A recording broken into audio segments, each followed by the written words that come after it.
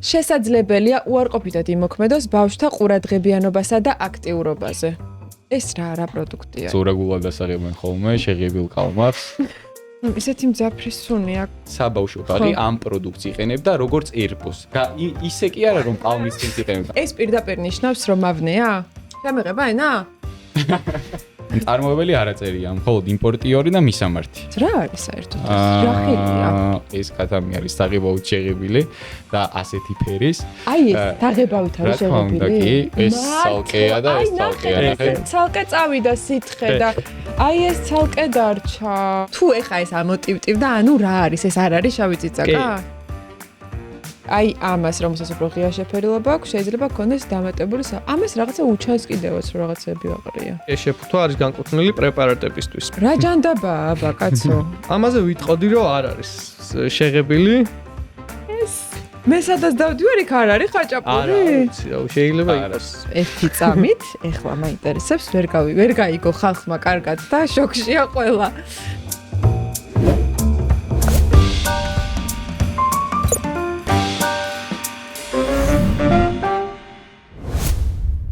ეს მინდა რომ გავსინჯო.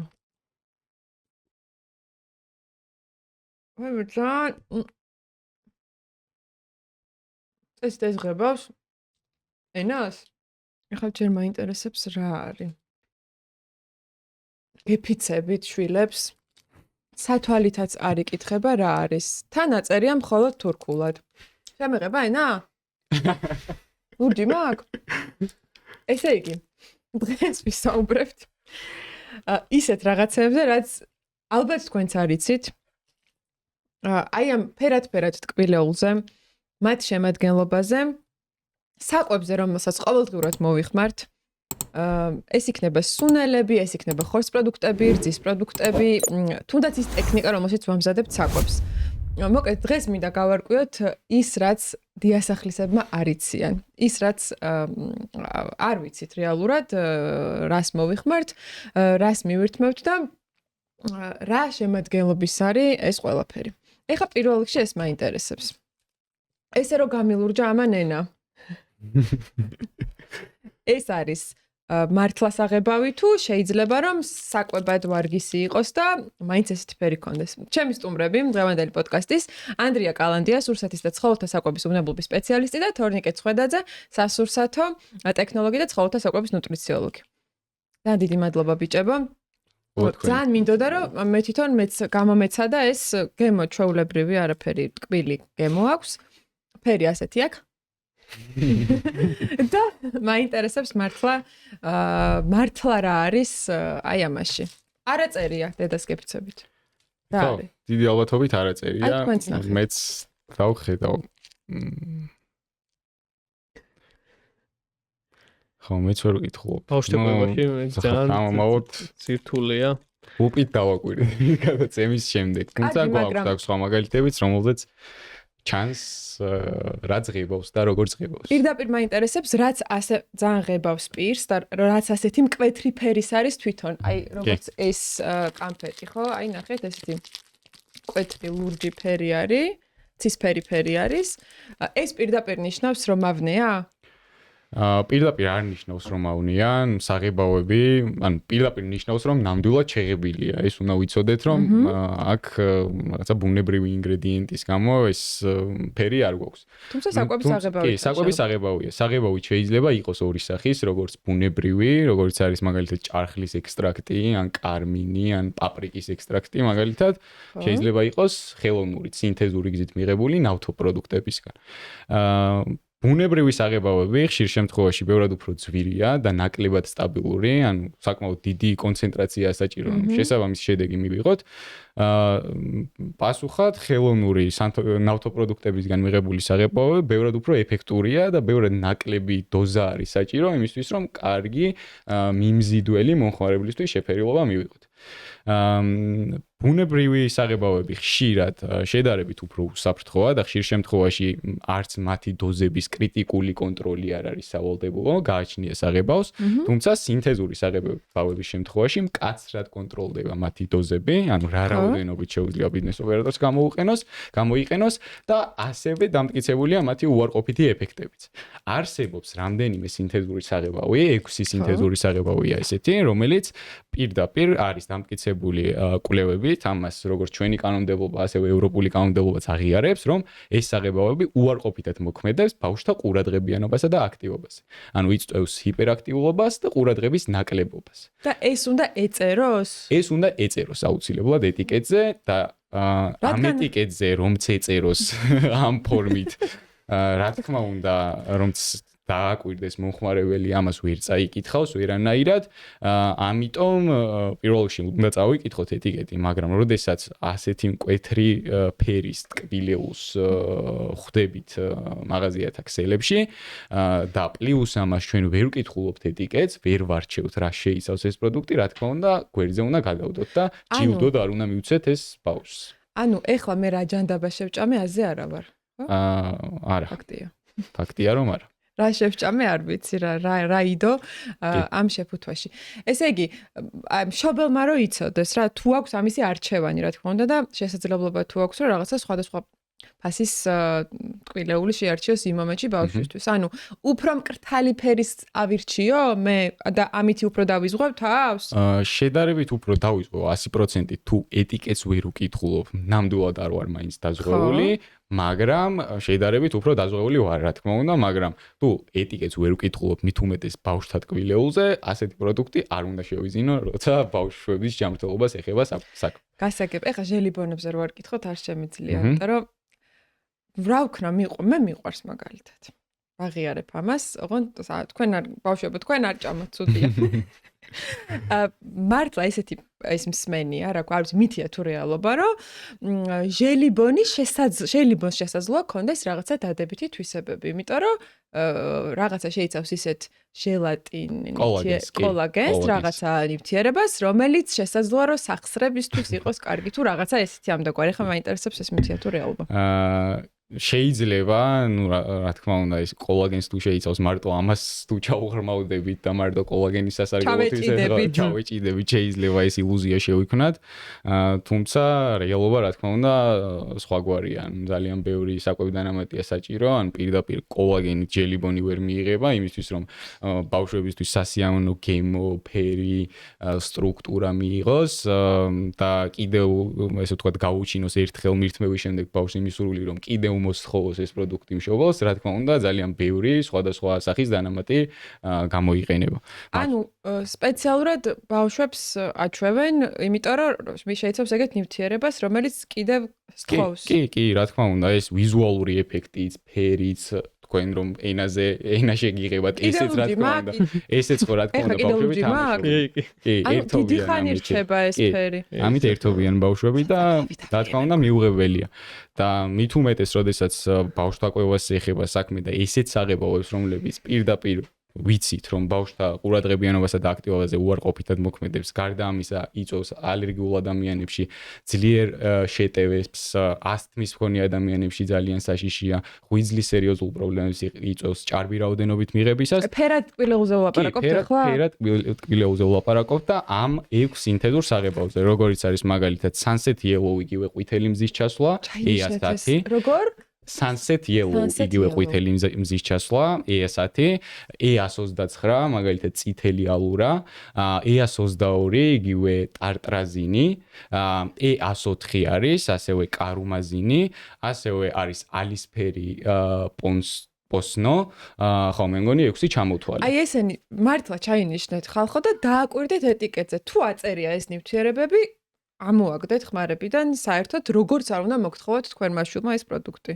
ხო ეგრე. და კიდევ ერთ დავამატებდი, ჩვენ საკმაოდ ბევრი ვიდეორგოლი ქონდა ამ საღებავზე და ამ საღებავების სწორ მარკირებაზე, აღნიშვნაზე, იმაზე, რომ მომხმარებელმა ასეთი პროდუქტისგან თავი უნდა შეიკავოს და არ უნდა მისცეს გამოხსაყენებლად და მისართმევად ბავშვებს და ნუ მოვისმინეთ ესეთი ასე ვთქვათ ფრაზები, რომ ეს არის მხოლოდ რაღაცა უბრალო ვალდებულება, რომ დამატებით აღნიშვნა უნდა გქონდეს, რომ შესაძლოა უარყოფითად იმოქმედოს, მაგრამ რაღაცა რეალური საფრთხე ეს არ არის. ეს არის თავის მოტყუება. ეს არის რა თქმა უნდა თავის მოტყუება, კანონმდებლობაში რაღაც ჩანაწერები და ვალდებულებები უბრალოდ არ ჩნდება. ეს არის რა თქმა უნდა სამეცნიერო ექსპერიმენტზე დამყარებული, რეალურ კვლევებზე, რეალური შედეგები არსებობს ამის და ამიტომ თავი არ უნდა მოვიტყუოთ და რაღაცეებს ზერელედ არ უნდა შევხედოთ. ეს საქართველოს კანონმდებლობაში არის ჩაწერილი? რა თქმა უნდა, კი 591 რაღაცა არის საქართველოს კანონმდებლობაში ჩაწერილი ისეთი, რაც გვიცავს. ხო ასეა. უბრალოდ დავაკვირდეთ, თუ არის ამის საშუალება და არ არის ესეთი წვრილი წარწერა.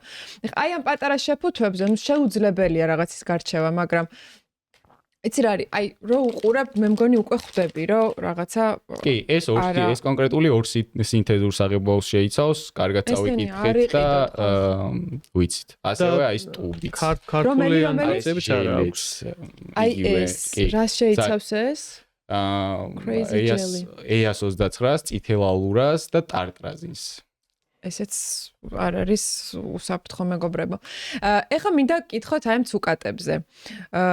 შეგასაგები რომ ამას პატარა წარწერა აქვს, მაგრამ იმას აწერია, ხო რა არის? რა არის საერთოდ? რა ხილია? თქვენი აზრით რა ხილი არის? ანუ სხვადასხვა ხილი არის რა? მა სუნინეთ. ისეთი მძაფრი სუნი აქვს. არ არის სხვადასხვა ხილი? სასორტი მგონია. არა, ეს არის პაპაია. კიდე შეიძლება შევხვდეთ მაგალითად ანანას, ანუ ძირითადად ყოველთვის ერთი ხილი არის. მეც ხშირად მომისმენია რომ ზოგს აი მწვანე საზამთრო ჭირი გონია. არა, არ. და ასე შემდეგ. რა თქმა უნდა, ეს ერთი ხილია. და არის შეღებილი? არის დავიკითხოთ, რითი არის შეღებილი. პაპაია ან პაპაიას ხილი.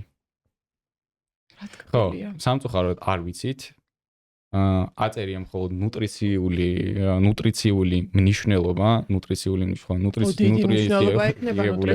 ალბათ. კი ბატონო, დამზადების თარიღი ვადა და მისამართი. ეს მისამართის მისამართი ხო აწერია. წარმოებელი არ აწერია, მხოლოდ იმპორტიორი და მისამართი. სხვა არაფერი. ინგრედიენტები ჩამონათვალი არ ვიცით, მწარმოებელი არც წარმოშობის ქვეყანა არ ვიცით, საიდან მოვიდა ჩვენამდე, მხოლოდ ვიცით რამდენი კალორია აქვს, ცილა, ცხიმი, ნახშირწყლები და როდის დამზადდა. შეიძლება რომ ძირნაყარი არის აკრეფილი და შეფუთული მერე და მოტანილი ჩვენამდე. რა თქმა უნდა, ესეთი პროდუქტი არ უნდა შევიძინოთ და თავი უნდა შევიკავოთ, როცა ძალიან ბევრი გაურკვევლობა არის შეფუთული და ბევრი კითხვა. პაპაია ყოფილა ეს. კარგი, გადავიდეთ სანელებლებზე, იმიტომ რომ სანელებელი არის მართლა ქართულ გასტრონომიაში და სამზარეულოში ერთ-ერთი ყველაზე ისეთი საჭირო, ასე ვთქვათ, ინგრედიენტი, ხო? სახლში მაქვს ორი კონდარი. ერთი არის მწვანე, დაბქულ კონდარზე მაქვს საუბარი. მეორე არის სხვა მწვანე, ანუ კარდინალურად, რადიკალურად განსხვავებულია ხშირად ფერები რა. ეხლა აქაც ეს სუნელები რაც ყრია, სხვადასხვა შეფერილობა აქვს. ეს ჩემთვის რისი მანიშნებელია? პირველ რიგში, აი ხლა კონდარის შემთხვევაში რაც შემიძლია თქვა, თუ არის ერთი ძალიან მწვანე და მეორე არის შედარებით ღია მწვანე, შესაძლებელია კონდეს გაბევრების შემთხვევა, ანუ ეს არის გაყალბების ერთ-ერთი მეთოდი. შესაძლოა მაგალითად სახამებელი პირდაპირ სახით ან ხორბლის ფქვილი იყოს დამატებული, კარგი შეფერილი მწვანე კონდარზე ზემოდან, გადარეული, რაც შემდგომში რა თქმა უნდა შეუცვლის ფერს და გააღიავებს ამ ყველაფერს და ესე ვთქვათ, გაბევრებულს მე უკვე ასაღებენ იგივე ფასად, ეს არის ისეთი ხასხასა ფერია, დავურთავ აქ თაკ ფოტოს სახში გადავიღებ, უბრალოდ ეხა აქ თან არ მაქვს. ისეთი ხასხასა ფერი, აი ასეთი ფერია ერთი, აი ამ ფერი და მეორე არის ისეთი დაფქული ქონდაი როგორიც უნდა იყოს. პოზიტიური ვერსია შეიძლება შრობის ის იყოს მაგალითად. ან შეიძლება ვეგეტაციის პირველ ეტაპზე, ანუ ჯერ ესე ვთქვათ, ყველაზე კარგად როცა არის მწვანე შეფერილი მცენარე, მაშინ არის მოკრეფილი და გამშრალი და შესაძლოა ესეთი ეს გაყალბების ის არ არის, მაგრამ აი მაგალითად აქ რასაც ვხედავთ, აი სხვადასხვა გრადაციის ფერებს ხვდებით, შედარებით უფრო მუქი სტაფილოსფერი, ღია სტაფილოსფერი და ასე შემდეგ. ეს მაგალითად აი აქ შედარებით ღია რომელიც არის, შესაძლებელია დამატებული იყოს სახამებელი ან მქვილი და სწორედ ამიტომ გქონდეს უფრო ღია შეფერილობა. ესე იგი, აი ამას რომელსაც უფრო ღია შეფერილობა აქვს, შეიძლება გქონდეს დამატებული ამას რაღაცა უჩანს კიდევაც რომ რაღაცები აყრია. კი ბატონო. შეიძლება თავისივეა. მაგრამ ამის აღმოჩენა ძალიან მარტივად შეუძლია მომხმარებელს. თუ მაგალითად ფქვილით ან ნებისმიერ სახამებლის შემცველი პროდუქტით არის გაბევრებული, შეუძლიათ ძალიან მარტივად დააწყვეტონ იოდი სახლის პირობებში. თუ გალურჯდა, ნიშნავს რომ შეიცავს სახამებელს. თუ არ გალურჯდა დარჩა მოწითალო იოდის შეფერილობის, მაშინ შეხება გვაქვს ავთენტურ სუნელთან და რა თქმა უნდა, ამით შეგვიძლია ძალიან მარტივად ამოვიცნოთ. შვენიერი მეთოდია, მე მგონი რომ გამოიცნოთ აქვს თუ არა გარეული სახამებელი. კარგი, აი ეს წიწაკა ნამდვილად როგორ უნდა რაღაცნაირი ფერია უცნაური. აქ შემოსვლისთანავე შევამჩნიეთ ჩანს წიწაკის კაკლები თუ რა ქვია? წიწაკის თესლი ეს მარცვლები. ხო, მარცვლები. პირველ რიგში ძალიან ბევრ ადამიანს ვიცნობ, ვისაც გონია რომ შავი წიწაკა მოდის საქართველოში, შავი წიწაკა საქართველოში არ მოდის. ყველა შავი წიწაკა არის იმპორტირებული პროდუქტი. ხო, აი ხა რომ დაუკვირდა მართლა, ჩვენთ არ მოდის მეცხარე, წიწაკა, წითელი და მწვანე. და ასევე ტკბილი წიწაკა ბულგარულს რო ეძახით. რაც შეეხება როგორ ჯერ ვიზუალითაც შეგვიძლია ეს ძალიან მარტივად გავარჩიოთ, იქიდან გამომდინარე რომ რაც თან გვაქვს ძალიან გლუვი ზედაპირი. ხო. ნამდვილ შავ წიწაკას აქვს ესე შედარებით დაჭმუჭნული ზედაპირი და ამით შეგვიძლია მარტივად მივხვდეთ, მაგრამ ამის გარდა კიდე არსებობს მეორე გზა, ესეც შეგვიძლია ძალიან მარტივად სახლის პირობებში ჩავატაროთ. კარგად გამომშრალი შავი წიწაკა ძალიან მარტივად იძირება წყალში და მაგალითად აი ეს მარცვალი, ახლა რო ჩავყაროთ წყალში. მოდი, აბა ჩავყაროთ. კი ბატონო. ესე იგი, კარგად გამომშრალი რაც არის, ის უნდა კარგად გამომშრალი ეს ყველაზე კარგი ვარიანტი, თუმცა თუ არც ისე კარგად არის გამომშრალი, კიდე უფრო მარტივად ჩაიძირება, იმიტომ რომ კუთრი წონა უფრო მეტი ექნება, მაგრამ თუ არის მაგალითად გაყალბებული, აყალბებენ ხშირად პაპაიას თესლით, ეს ამას აქ შედარებით ნაკლები კუთრი წონა და ტივტივებს წყალზე, ანუ გაყალბებ. ერთი წამით არ ჩააგდოთ. თუ ეხა ეს ამოტივტივდა, ანუ რა არის? ეს არ არის შავი წიწაკა? თუ ეს ამოტივტივდა, ეს არ არის შავი წიწაკა. არ გამიცრუო იმედებით, მაგრამ მართლა არ გავს ეხა მე არა, ისეაც ვიზუალურად ეთყობა რომ არ არის შავი წიწაკა. რა ჯანდაბაა, აბა კაცო. ანუ ხო ეს ხო შავი წიწაკად ვიყიდეთ ეს. ესე იგი, აბა რა არის? ესე იგი, ეს შავი წიწაკად ვიყიდეთ და შავი წიწაკა არ არის. არის რაღაც სხვა მცენარის მარცვალი. შიგნით აი ვიზუალურად ეხლა ერთი არის გატეხილი და შემიძლია დავინახო ორი პატარა მარცვალი გარსის უკან.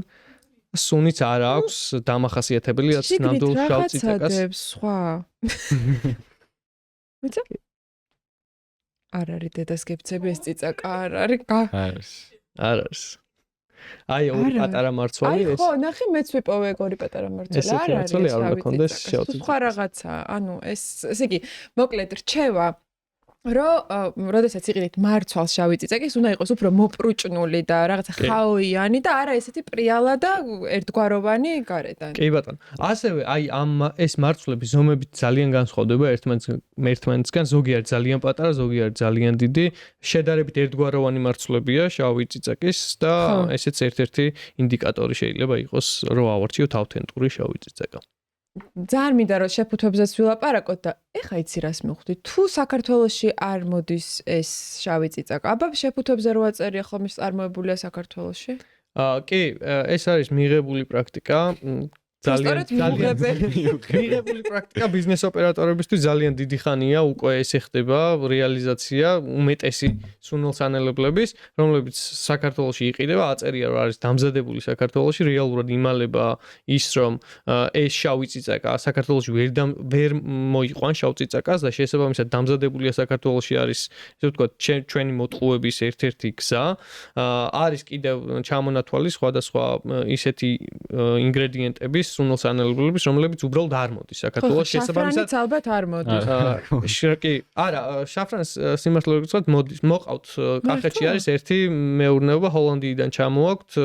ეხლა არ ვიცი სიმართლე ვთქვათ, მაგრამ 2 წლის წინ ნამდვილად ვიცი, რომ საქართველოში მოყავდათ. ხო, ესე იგი დაუბრუნდეთ. ეს დამზადებულია საქართველოში კი არა, შეფუთულია საქართველოში? შეფუთულია საქართველოში. და ამასთან ერთად უნდა იწეროს წარმოშობის ქვეყანაც. ეს სავალდებულოა და წარმოშობის ქვეყანა ხშირად არ აწერია ხოლმე და მხოლოდ ეს საქართველოს დროშა ან წარმოებულია საქართველოში ეს. კარგი, ნუ აქაც არაფერი არ აწერი. დამზადებულია, ეს პარკის წერწერაა, რომ პოლიეთილენია. შევხედავ თუ შეიძლება. ამაში არის სუნელი.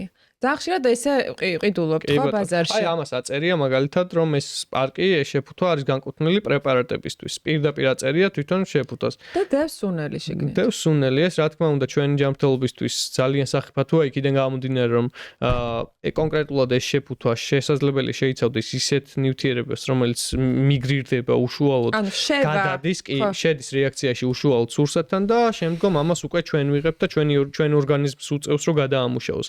შესაბამისად ესეც ერთ-ერთი დარღვევაა.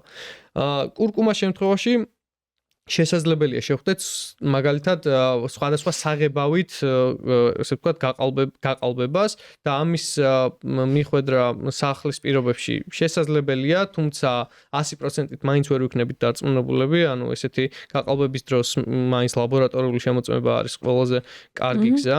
მაგრამ შეგვიძლია მაინც რაღაც პროცენტულობით ჩავამოწმოთ, როგორ შეგვიძლია ესეც გავტესტოთ აქვე.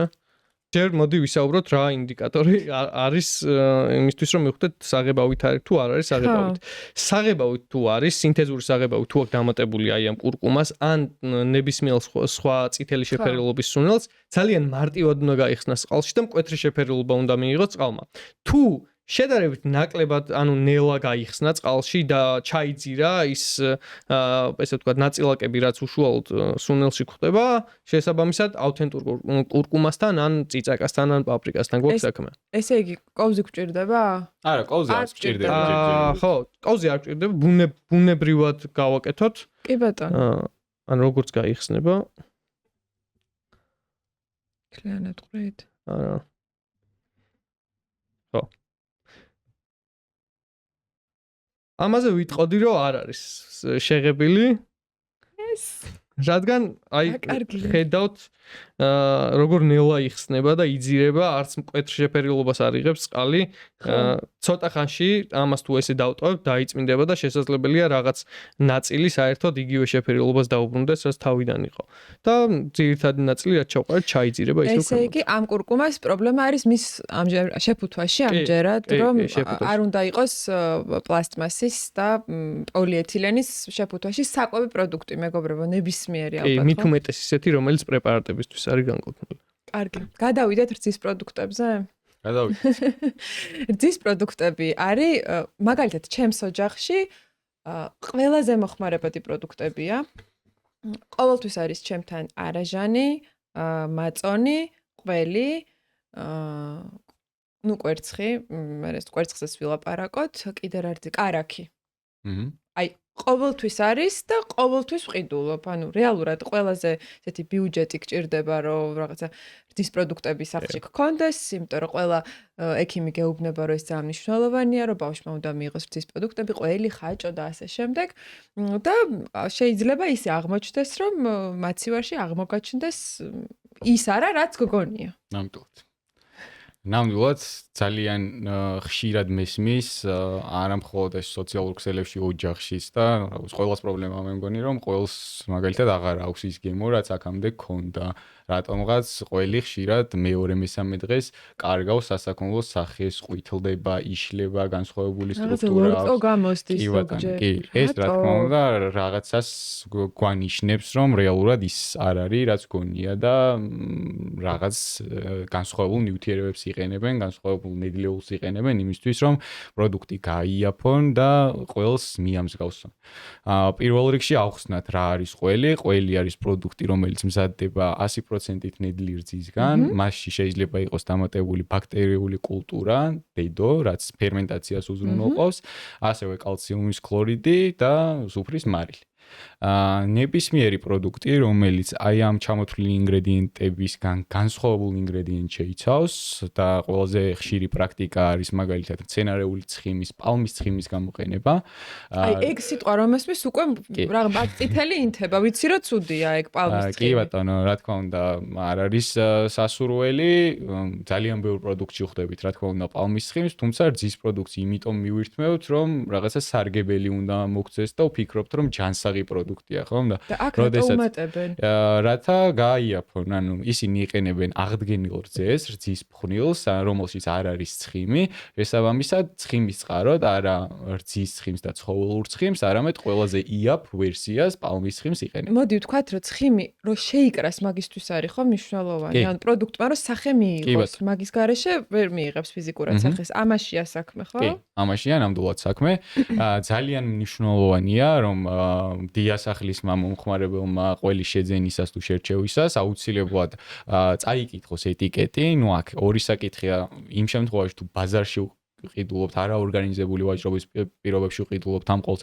ხშირ შემთხვევაში ეს ეტიკეტი თვალსაჩინოდ არ არის ხელმისაწვდომი, ამიტომ მომხმარებელმა უნდა გამოიჩინოს ყურადღება და მოსთხოვოს რეალიზატორს და იმ შემთხვევაში თუ ის ვერ წარუდგენს ამ ეტიკეტს. ზოგჯერ სახლში დამზადებული არის გამოტანილი. ნახეთ, ან ეტიკეტი როდესაც არ აქვს პროდუქტს, ეს ნიშნავს იმას, რომ იქ არ არსებობს არანაირი პასუხისმგებლობა, ანუ არავინ არ არის რეალურად პასუხისმგებელი ამ პროდუქტის წარმოებაზე, საწარმოში ჰიგიენური პირობების დაცვაზე, თუნდაც გაყალბებაზე. როდესაც რა თქმა უნდა არსებობს იმის რისკებიც, რომ შევიძინოთ ეტიკეტირებული პროდუქტი, რომელსაც ყველია წერია, შეიძლება ისიც იყოს გაყალბებული, მაგრამ როდესაც წარმოებელი შეფუთვაზე ეტიკეტს დაიტანს და აწერს მისამართს, მას რა თქმა უნდა გააზრებული აქვს ეს ყველაფერი, რომ ვინმე მოთხოვს, ვიღაცა იპოვის, ხო? ამ შემთხვევაში ალბათ აუცილებლად უნდა ვთქვათ, რომ ფასთან მივდივართ და ზოგ შემთხვევაში იმდენად რაღაც ხელმისაწვდომი არის რაღაცა კუთხეში სადღაცა შეისაძლოა გამოტანილი ყველი, რომ რაღაცა მეოთხედ თავს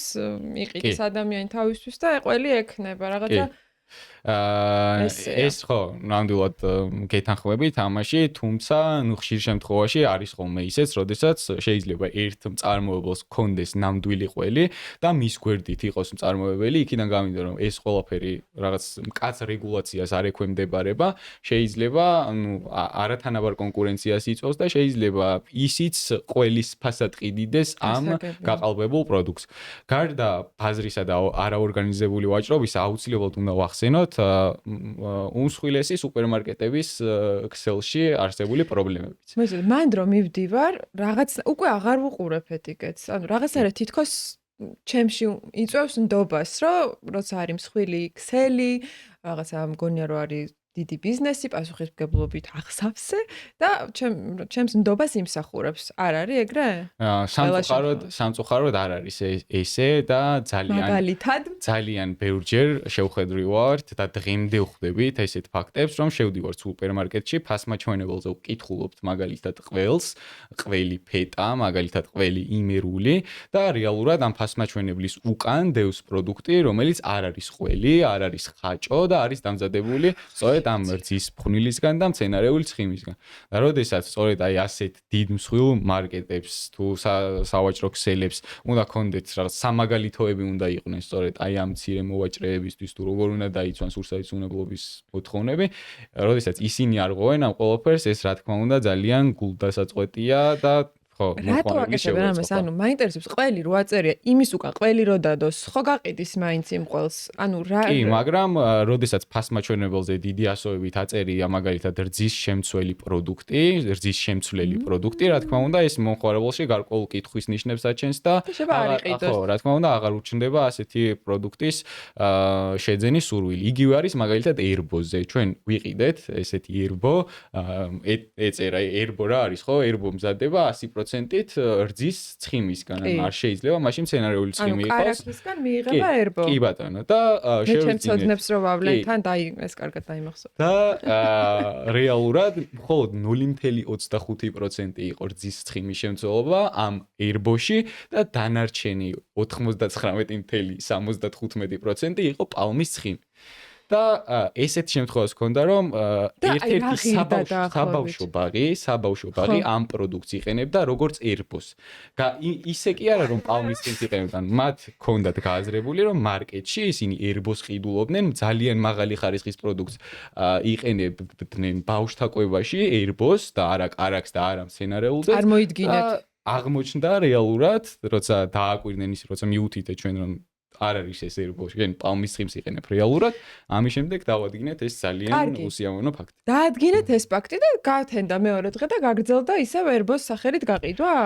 აი მართლა რამე მექანიზმი არსებობს, რომ თუნდაც აი ამ ბიზნეს ოპერატორს ისე მოეთხოვოს პასუხი აი ამისთვის, რომ ბავშვები რაღაცა ძალიან არაჯანსაღ, მეტიც ძალიან მავნე პროდუქტს მოიხმარდნენ მათი უპასუხისმგებლობის გამო, რა მოხდა? არსებობს რა თქმა უნდა ამის რეგულირების მექანიზმი, გვაქვს ჩვენ 300 მერტ დადგენილება, ამის რა თქმა უნდა პირდაპირ უნდა დაეკისროს ბიზნეს ოპერატორს ამ დარღვევის გამო შესაბამისი პასუხისმგებლობა, ჩვენ ამასთან დაკავშირებით ვიდეო რგოლიც ჰქონდა რამდენიმე, რომელსაც 100,000-ობით ნახო ჰქონდა, რა გარკვეულ შემთხვევებში ეს დარღვევები გამოსწორდა, თუმცა დღესაც ეხლა შეგვიძლია წავიდეთ ერთად და ვნახოთ როგორ იყიდება ყველი თუნდაც ერბო, აი ესე ფასმაჩვენებელზე მითითებული არასწორი დასახელებით. მაგრამ ერბო იმ კონკრეტულ შემთხვევაში გამოსწორდა. იმ პირველ შემთხვევაში გამოსწორდა. ხო, და კიდე რა მინდა რომ დავამოტო, როდესაც მაგალითად ეტიკეტზე არის გარკვეული რაღაცა ხარვეზი შეფუთულ უკვე ბრენდირებულ პროდუქტზე. ეს რა თქმა უნდა ბიზნეს ოპერატორისთვის ამის შეცვლა გარკვეულ ხარჯებთან და სირთულესთან ასოცირდება.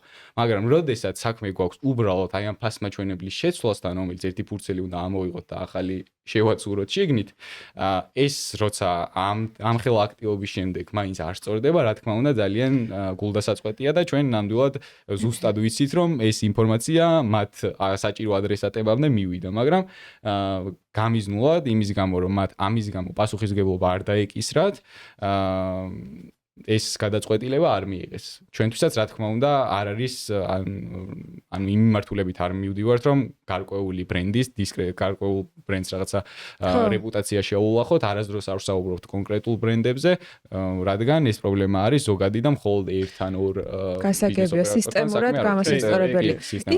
რადგან ზოგადად ცხიმზე ვლაპარაკობთ, ეს პალმის ზეთი და რაღაცა გასაგებია. ეს ხოთში არის ძალიან ბევრ პროდუქტში, არა მარტო რძის პროდუქტებში, ხო? აი მარგარინზე მინდა გკითხოთ, საერთოდ რაღაც ეგეთ ცხიმებზე რა, რომელსაც თქვათ აი მარხვის პერიოდში ძალიან ბევრი ადამიანი მოიხმარს. მცენარეულ ცხიმებზე, ხო? და ნუ ზეთზე რა თქმა უნდა.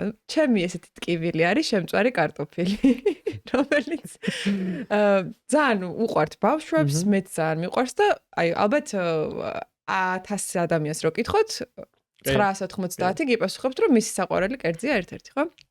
მე ვამბობ, რომ აუცილებლად მცენარეულ ცხიმში უნდა შეიწვას შემწვარი კარტოფილი, რომ იყოს გემრიელი. მაგრამ ნუ ვიცი, რომ ეს მცენარეული ცხიმი ძალიან მავნეა და რაღაცნაირად ვიბრძვი ჩემ მთელი ყოველდღიურობა, რომ ეს რაღაც შევამცირო, ამოვიღო, შევამცირე ეს ცხიმის რაოდენობა, არ იწვება ეს კარტოფილი ამ ნაკლებ ცხიმში, ხო? და მაინც მიწევს ხმარება. მოდი, აი მცენარეულ ცხიმებზე ახლა რას ვეთქვით? ხო, პირველ რიგში მოდი დავიწყოთ მარგარინით. მარგარინი არის მცენარეული წარმოშობის პროდუქტი მყარ-მდგომარეობაში, რომელსაც უმეტეს შემთხვევაში ან მარხვის დროს იყენებენ, ან იყენებენ საკონტრო დანიშნულებით სხვადასხვა პროდუქტებში კი. ქადებში და ჯერ მოდი ვთქვათ, აი როგორ მზადდება რა რეალურად.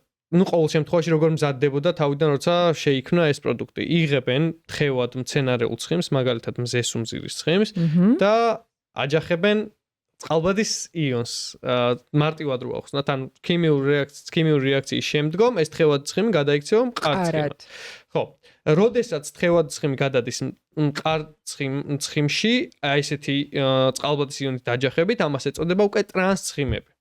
ტრანსცხიმები რა არის? ტრანსცხიმები არის საკმაოდ საშიში უკვე ცხიმი ჩვენი ორგანიზმისთვის დაკავშირებულია სხვადასხვა დაავადებებთან, მაგალითად ათეროსკლეროზთან, მეორე ტიპის დიაბეტთან, სხვადასხვა გულის დაავადებებთან, მოკლედ ბევრ ცუდ კვლევაში, ესე ვთქვათ, ფიგურირებს და წარმოჩენილია როგორც ძალიან ცუდი რამ.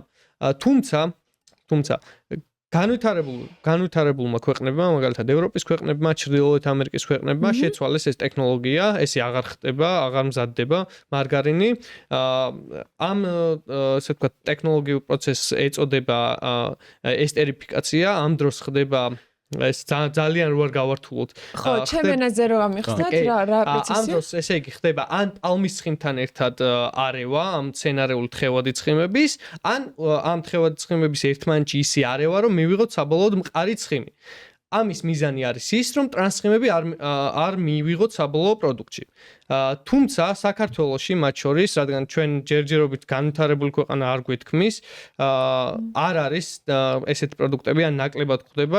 რა თქმა უნდა, შევხვდებით ისეთ მარგარინებს, სადაც შედარებით ნაკლები რაოდენობით არის ეს ტრანსცხიმები, თუმცა ხო, საქართველოს სამწუხაროდ არ არის ეს ტენდენცია.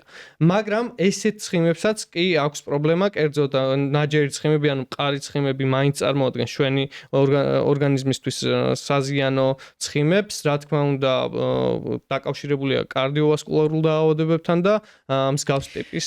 კარგი, რადგან თქვით, რომ მაინც არსებობს ალტერნატივა და თქვათ განსხვავებული ტექნოლოგიით მარგარინის გაკეთება, აი რა უნდა ეწეროს, ასე ვთქვათ, ეტიკეტზე, რომ ადამიანი გააკეთოს არჩევანი, თუ მაინც უნდა რომ მოიხმაროს მარგარინი, რომელი მოიხმაროს. კი ბატონო.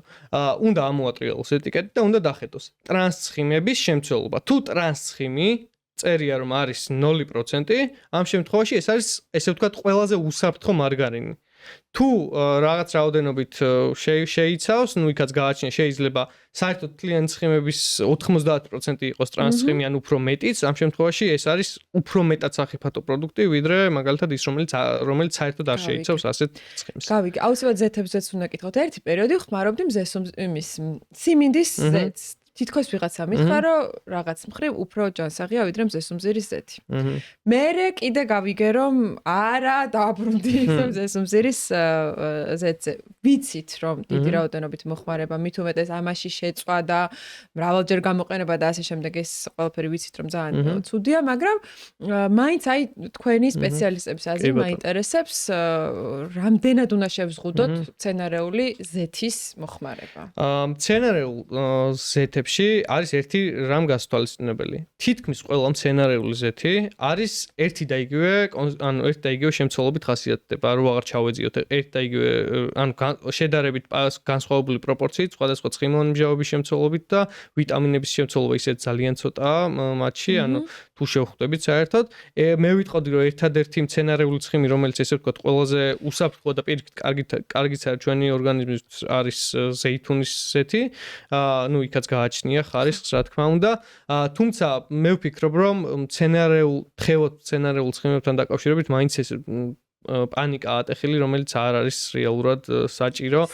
მაგრამ აქ უნდა გავითვალისწინოთ მომზადების ტექნოლოგია. კერძოდ თუ წვავთ ჩვენ მცენარეულ ცხიმში, მაგალითად მზესუმზირის ზეთში, აუცილებელია დავიცვათ ტემპერატურული რეჟიმი, კერძოდ არ უნდა გადააჭარბოს ზეთის ტემპერატურა 170 გრადუსს, რათა ამ დროს არ წარმოიქმნას აკრილამიდი, რომელიც არის ჩვენი ორგანიზმისთვის საზიანო, კანცეროგენი, ანუ კიბოს პოტენციური გამომწვევი შეიძლება იყოს. თვალით ხვდები მაგას, რომ შავდება, ეგ არის? არც უნდა მივიყვანოთ ანუ უშუალოდ მაღალი ნახშირწყლების შემცველობის პროდუქტების მაღალ ტემპერატურაზე დამუშავებისას წარმოიქმნება და თუ კარტოფილი მაგალითად უკვე მოყავისფრო შეფერილობისაა და არ არის ოქროსფერი, ეს ამ დროს უკვე რისკი არის აკრილამიდის წარმოქმნის. კარტოფილი თუ არ დაიბრაცა და არ გაყავისფრდა, ეგ რა შემწვარი კარტოფილია, კაცო? ანუ რა თქმა უნდა, ერთხელ და ორჯერ მოხმარებით ეს რაღაც კატასტროფულ შედეგამდე არ მიგვიყვანს, მაგრამ ხანგრძლივი და ყოველდღიური მოხმარებით რისკს წარმოადგენს ნამდვილად. ესე იგი, მაინც ხო, აი, რა თქმა უნდა, ნუ მეორადად მოხმარება ხო საერთოდ გამორიცხულია, რა თქმა უნდა, შეიძლება და ასევე რა თქმა უნდა წვის ტემპერატურა, თუმცა ოჯახში სამწუხაროდ არ გვაქვს ხოლმე ხშირ შემთხვევაში თერმომეტრი, მაგრამ არ ღირს ნამდვილად ძვირი, შეგვიძლია შევიძინოთ, არის ლაზერული თერმომეტრები, ადრე კორონას დროს რომ ვიყენებდით ხოლმე დაახლოებით ეგეთი. შეგვიძლია დავანათოთ და მაგ დროს თუ აქვს შესაბამის დიაპაზონი ამ თერმომეტრს და ზომავს მაღალ ტემპერატურასაც, შეგვიძლია შეწვის დროს ამით გადავაკონტროლოთ ტემპერატურა, ხო არა აჭარბებს. აი, პრაქტიკაში მაინტერესებს, ახლა მართლა, აი, ომლეტის შეწვას რამდენი ჭირდება გრადუსი? დაბალი, ხო ალბათ? კი. ან ჩვენ გვაქვს საუბარი. ხორცის ხო ჭირდება მაღალი? ხშირ აი ფრიც სისქეს გააჩნია ხორცის და მან კიდე ერთი რაღაცა გაყავისფრებაზე მხოლოდ ზეთი არ მუშაობს. მილარის რეაქცია არის ესეთ ქიმიური რეაქცია ამინომჟავებსა და ცხიმებს შორის ამ დროს ყავისფერ ფერს იღებს ხორცი და კიდე ბევრი სხვა პროდუქტი და ნაწილობრივ ან თუ არ უნდა გავაშაოთ ხორცი, თუმცა ეს პირველადი ყავისფერი შეფერილობა სწორედ ამ ქიმიური რეაქციის დამსახურებაა. ესე იგი, ტაფასთანაც თერმომეტრიც უნდა იდგე. რა არის ეს ცხოვრება მართლა? აი, რაღაცა ეს არ ვიცი. ალბათ პრაქტიკაში მე უნდა დაამუღამო, რომ ძალიან მაღალ ტემპერატურაზე არ გააცხელო და ისე შეწვა გემრიელი კარტოფილი. ეხლა მინდა რომ ქათმის პროდუქტებზე ვისაუბროთ, იმიტომ რომ ყოველთვის, როცა მივდივარ მარკეტში და ვაკვირდები ამ ქათმის პროდუქტებს, ხედავ, რომ ორივე ბარკალია, მაგრამ არის სხვადასხვა ფერის. აი, ყვდები ისე მაინტერესებს ქათამის სტუდიაში თუ შეიძლება. ორი რადიკალურად განსხვავებული. აი, ნახეთ, ხა, მართლა ამიხსენით ბოდიში ვიზუალისტვის გატრუსა ვერ მოვასწარი. ერთი და მეორე. ესეც ქათამია. ნუ გასაგებია, რომ ეს უფრო მცირე ასაკშია მოკლული, დაკლული ბოდიში. ეს უფრო დიდი, ხო? თუ სხვა ჯიშია, თუ რა ხდება? არა, აქ არის ორივე იდენტური ჯიში, ბროილერის ჯიშის ფრინველს ხედავთ. ხო, ნუ იცით. ყოველთა ყველასთან საკმაოდ ახლო შეხება გვაქვს. ეს საქართველოს ჯიში არ არის? ანუ ეს არის საერთაშორისოდ აღიარებული ძალიან კარგი ფრინველი, სელექციის შედეგად მიღებული ფრინველი, როსამას 8, რომელიც დაახლოებით 35 დღეში აღწევს 2-დან 2.5 კილოგრამამდე, ანუ გენეტიკურ ხაზს კვერცხიდან დაახლოებით გამოჩეკვიდან უკვე დაახლოებით 35 დღე სჭირდება, რომ 2 კილოგრამს 2 კილოგრამ ნახევარს მიაღწევს, რა თქმა უნდა, შესაბამისი სწორი რაციონის შერჩევის შემთხვევაში. აი, კვერცხიც გვაქვს და აი სათბურიც რომ მოვიტანოთ და დავაკვირდეთ. კაი.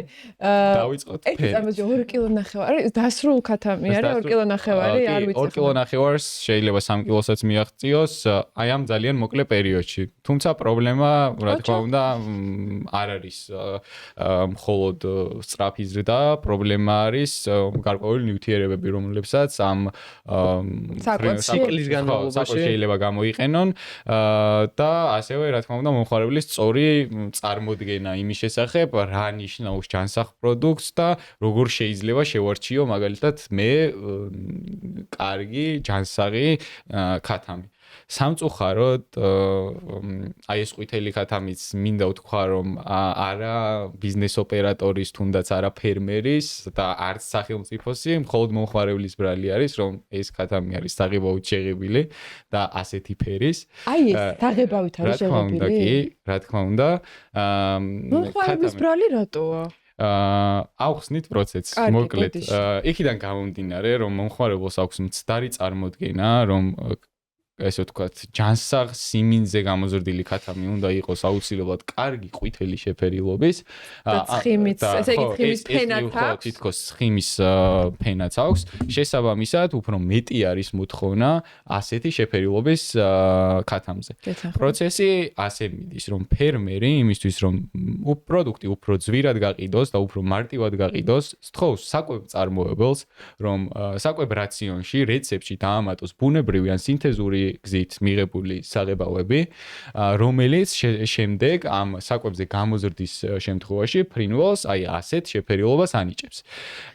ეს საღებავები რეგისტრირებულია ევროკავშირში, ჩვეულებრივად დასაშვებია მისი გამოყენება, თუ რა თქმა უნდა დოზების ფარგლებში ხდება და ამის დაცვაც, ასე ვთქვათ, აუცილებელია. ხო, რა თქმა უნდა, აუცილებელია და დიდი მწარმოებლები, რა თქმა უნდა, ამ ესე იგი ყველაფერს იქაც ხდებავენ.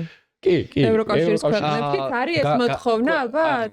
რეგიონების მიხედვით არის განსხვავებული, ანუ მაგალითად საქართველოში განსხვავებული მოთხოვნაა, შეიძლება მაგალითად დასავლეთში, ქუთაისში ბევრად უფრო ყვითელი და კაშკაშა შეფერილობის გათამზე იყოს მოთხოვნა და აღმოსავლეთ საქართველოში მაგალითად ან ჯავახეთში შედარებით უფრო ღია შეფერილობის გათამზე იყოს მოთხოვნა და იქაურ ფერმერებს არ უნდოდეთ რომ საღებავიანი საკვებით გამოყვებონ მაგალითად ქათამი, იმიტომ რომ არ ჭირდებათ.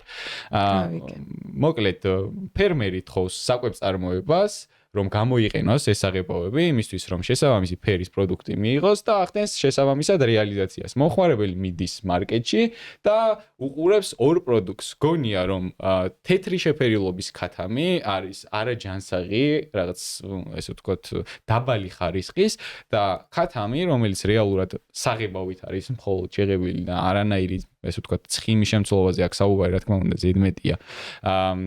მხოლოდ საღებავის დამსახურება ეს ფერი არის ბევრად უფრო ჯანსაღი და სასარგებლოც. ამ საღებავს არანაირი სარგებელი არ მოაქვს ჩვენი ორგანიზმისთვის. ის მოაქვს საფრთხე?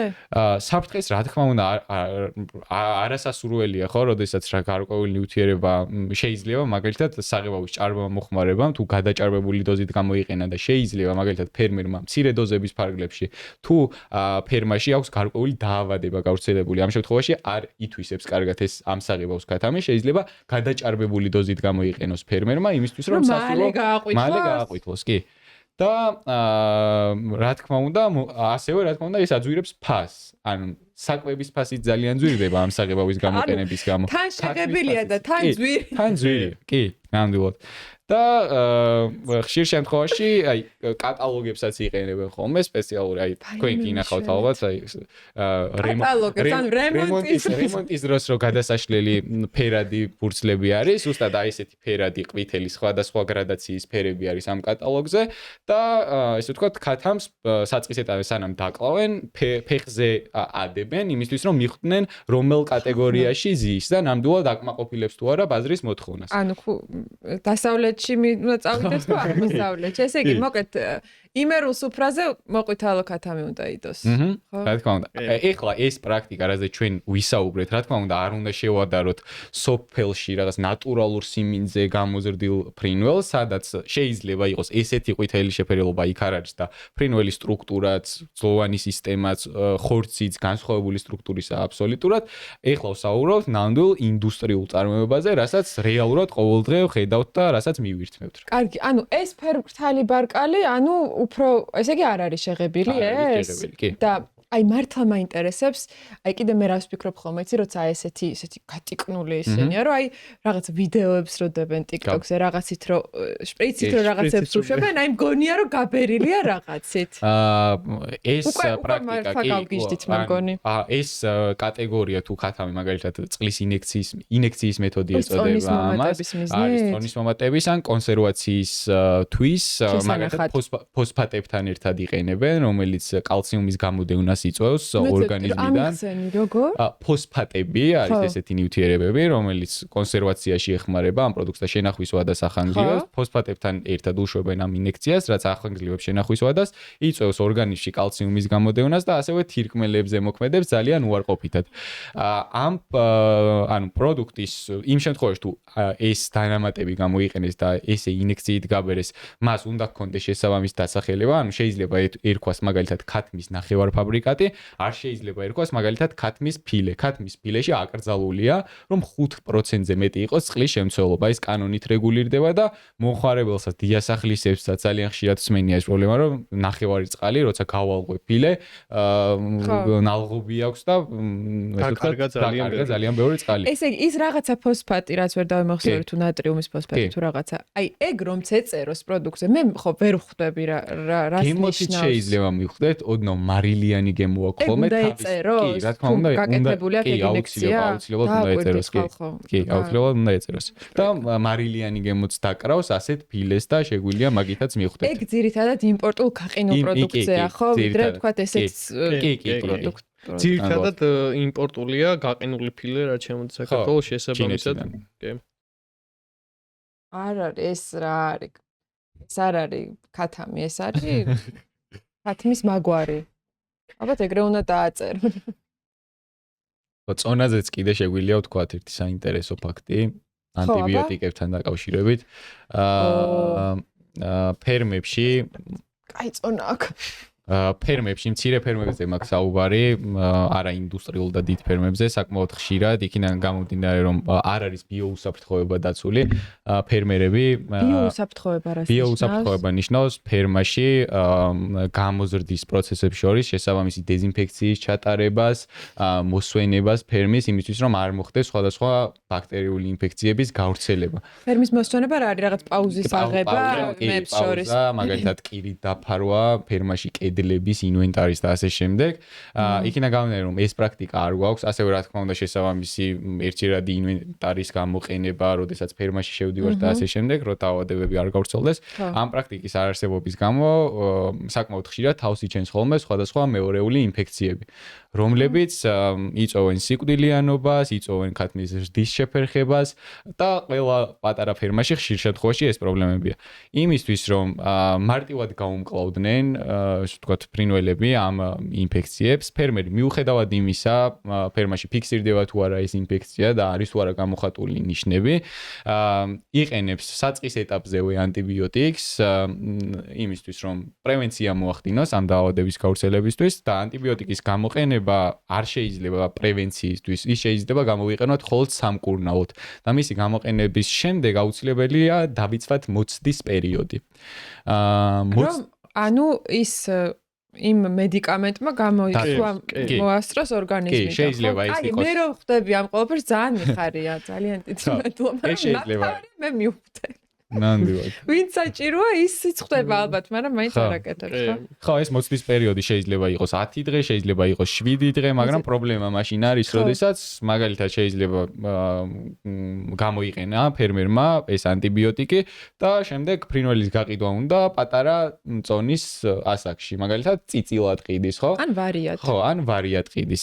ასეთ შემთხვევაში შეიძლება ვერ მოასწროს ამ ანტიბიოტიკმა ორგანიზმის დატოვება და ნარჩენი ნივთიერებები უკვე ხორცად გაყიდულ პროდუქტში დარჩეს, რაც რა თქმა უნდა მოხმარების შემდეგ და მე რომ ამას მოვიხმარე, ვერასოდეს ვერ გავიგებ, რატომ დამემართა შეიძლება რაღაცა ჯანმრთელობის გართულება, ხო? გართულება რატომ ვეღარ გვიშველა წამალმა მაგალითად. ხო, რეზისტენტობაში, ანუ ამასაც წვლილი აქვს. რა თქმა უნდა, ძალიან აქ მოხვედრილი ანტიბიოტიკი ჩვენი მიკროორგანიზმების რეზისტენტობაზე პირდაპირ მოქმედებს თუ მივიღეთ ესეთი ხორცი.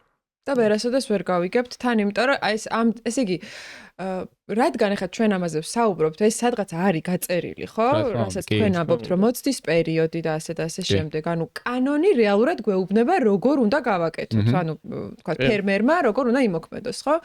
მაგრამ პრობლემა იმაშია, რომ ვერ ხდება რეგულაციების, ასე ვთქვათ, აღსრულება. კი, საკმაოდ ან პატარა ფერმებში, ან ძალიან ბევრი პატარა ფერმა არის, შესაბამისად არ გვაქვს კონტროლის რესურსი, რომ ყველა ამ ფერმაში მოხდეს მონიტორინგი, გადამოწმება, კონტროლი ბიზნეს ოპერატორებისთვის და მონიტორინგი შემოიფარგლება მაგალითად წელიწადში რაღაც გარკვეული რაოდენობის, რაღაც შეიძლება 200-300 ქათმის ნიმუშის აღებით და ლაბორატორიული გამოკვლევით და ბოლოს ქვეყნდება ინფორმაცია, რომ არც ერთ ნიმუშში არ გამოვლინდა ანტიბიოტიკი მაგალითად, ან გამოვლინდა მხოლოდ ერთ ნიმუში, რაც უნდა გვიხაროდეს ვითომ, მაგრამ რა თქმა უნდა, რეალობა სხვაგვარია. ხო, ეს მართლა არ ვიცი, პირველად გავიგე, რომ წინასწარ აძლევენ ანტიბიოტიკებს, რომ არ დაემართოთ რაღაც ინფექცია და არ ჩაუწვეთ მერე ის პარტია ქათმის თუ რაღაცის.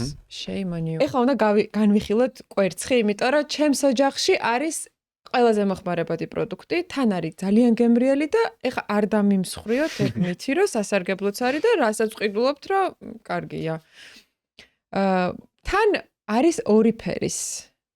რატომღაც აი ქათმის არ იყოს ძალიან ხშირად მუქი შეფერილობის კვერცხს აკეთებენ არჩევანს, იმიტომ რომ ხა ჩემს ბავშვობაში სოფელში ქათმები რო ყავდა და კვერცხს ხდებდნენ, მუქი იყო რა თქმა უნდა. მაგრამ შიგნით სხვა ფერი იყო ის. რა უნდა ვიცოდე მე კვერცხის ასეთმა გიჟმა მომხმარებელმა ბავშვები ჭამენ უამრავს კვერცხის შესახებ საქართველოში რაც მოიპოვე. კი ბატონო. ჯერ დავიწყოთ იმით, რომ როგორც ქათმის შემთხვევაში, კვერცხის შემთხვევაში არსებობს ჯიშები და ხაზები, გენეტიკური ხაზები, რომელსაც ყველაზე კარგად იყენებენ ფერმებში. ეს არის ლომანის ხაზი, ესე ეწოდება ამ ესე ვთქვათ, განშტოებას იმ კონკრეტული ჯიშის, რომელსაც იყენებენ ფერმებში. თეთრ კვერცხს ხდებს ლომან ვაითი. ლომან ვაითი სახელს და გვარს გავს. და ყავისფერ კვერცხს ხდებს ლომან ბრაუნი, ასევე მე მეგონა სოფლის კათხებით. ხო, არა, რა თქმა უნდა, სოფელში ლომან ბრაუნ არის არის ქათმები, რომლებიც დებს ყავისფერ კვერცხს და რომლებიც დებს თეთრ კვერცხს. ამ ფერით არ უნდა განსაზღვროთ კვერცხის სოფლის არის თუ არ არის. ქათმის ჯიშია ესე. ქათმის ჯიშია, კი ბატონო. ლომან ბრაუნი შედარებით ნაკლებად პროდუქტიულია. აი, რამე სახელი უნდა ყავდეს. ლომან the second brown ან რაღაც ეგეთი გამომავლობის. კი ბატონო. ეს არის ჩვეულებრივი გენეტიკური ხაზი, რომელსაც შეუძლია დადოს მოყავისფრო პიგმენტაციის კვერცხი. კი ბატონო. რა უნდა ვიცოდეთ კიდევ, ესე ვთქვათ, კვერცხთან მიმართებაში, ხო? მაგალითად, დასახელებები ხდება შესაძლოა ეწეროს კვერცხი, სოფლის კვერცხი და იდოს აი ესეთი მოყავისფრო შეფერილობის კვერცხი. ეს არის უნდა ვიცოდეთ, რომ უმეტეს შემთხვევაში ეს არის რაღაც გაყალბების და ჩვენი მოტყუების მცდელობა იქიდან გამომდინარე რომ იმ ადამიანებმა რომლებმაც არიციან რომ მართლა არსებობს რაღაც ესეთი ინდუსტრიული ჯიში რომელიც დებს ყავისფერ კვერცხს ტყუდებიან და ყიდულობენ ამას რაღაცა სოფლის ელფერით და ეს ეთყობა სოფელში მდებარეობს ეს საწარმო კი ბატონო ხო ასევე კვერცხში ვხვდებით შეღების ფაქტორს როგორც ქათმის კანში და ქათ როგორც ყვითლდება ქათმის კანი ისე ყვითლდება კვერცხის გული.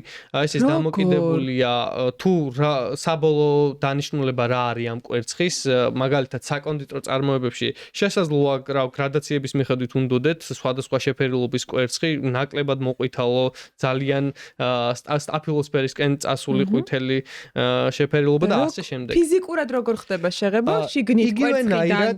როგორც ხდება თვითონ ქათმის კანის ფერის შეღება. საკვებში ემატება შესაბამის საღებავები, რომლებიც ასევე ევროკავშირის მიერ დაშვებული. მე დადების მერე ციგრებებოდა და სულ გავგიჟდი. ხო, ეს საღებავები ეხმარება კვერცხის გულს განსხვავებული შეფერილობის მიღებაში, ასევე ვხვდებით რაღაცა განსხვავებული ფერების კატალოგს და შესაძლოა ესეც შევამოწმოთ საბოლოოდ რა შედეგი მივიღეთ სხვადასხვა ფერმაში. ესე იგი ხა ამ ლოგიკით ძალიან მოყავისფრო რომელიც არის, იმას ესე იგი მეტი საღებავი აქვს საკვებში დამატებული? არა, ეგეც ჯიშზე.